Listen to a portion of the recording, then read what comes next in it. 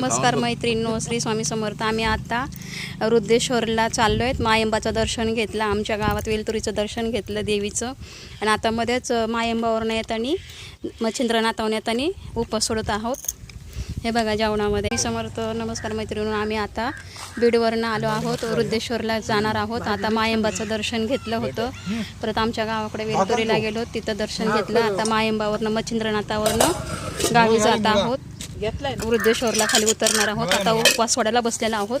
हे बघा जेवणामध्ये आहे, उपवास सोडायला बसलेले आहेत.